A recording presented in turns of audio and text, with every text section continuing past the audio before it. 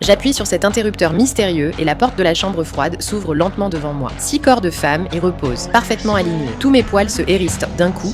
Mon mari serait-il un tueur en série? La terreur me fait hurler et je m'enfuis en courant. Je tire violemment sur la porte de la chambre froide et je tombe nez à nez avec lui qui rentre tout juste du travail. Pour cacher ma découverte, je fais comme si de rien n'était, espérant le tromper, mais il perce à jour mon petit jeu d'un seul regard. Il m'entraîne dans une petite pièce, il y a une caméra devant la chambre froide qui a tout filmé, chacun de mes gestes. Maintenant que je connais son secret, il compte bien m'éliminer. Ses mains se referment autour de mon cou et je lui dis « Tu peux me tuer, mais au moins laisse-moi comprendre pourquoi. Je veux savoir pourquoi tu as tué 6 épouses. » Alors, il commence à me raconter ses mariages tragiques. Sa première femme était chanteuse, le coup de foudre, ils deviennent amoureux et organisent un mariage somptueux. Mais avec le temps, il découvre qu'elle ne s'arrête jamais de chanter, à toute heure et n'importe où. Ça encore, il pourrait s'en accommoder, mais en plus, elle adore faire peur aux gens. Lui qui craint pour son cœur, il profite d'un moment d'inattention pour la porter jusqu'à la guillotine et actionner la lame. Enfin, le silence règne dans la maison. Mais vite, la solitude le reprend. Lors d'un bal, il rencontre sa deuxième épouse, un mannequin élancé, dont la beauté et l'élégance le séduisent. Il dépense une fortune pour la conquérir, l'emmène dans les lieux les plus chics et ils se marient au bout d'une semaine seulement. Il croit tenir enfin le bonheur.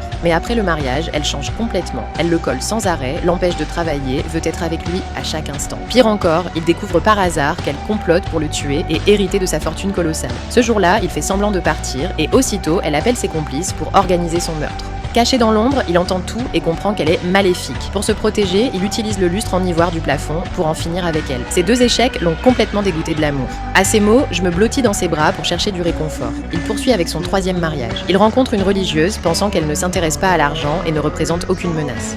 Il la courtise et le ramène chez lui, mais découvre après le mariage qu'elle a toujours été volage, avec des ex-petits amis dans tout le pays. Tout le monde a un passé, mais elle n'arrête pas de le comparer à ses anciens et son amour-propre n'en peut plus. Un soir, il l'étouffe dans un cercueil. Après 3 mariages raté, il décide de finir sa vie seul, mais il rencontre ensuite une femme d'affaires autoritaire. Et voilà que la roue du destin se remet à tourner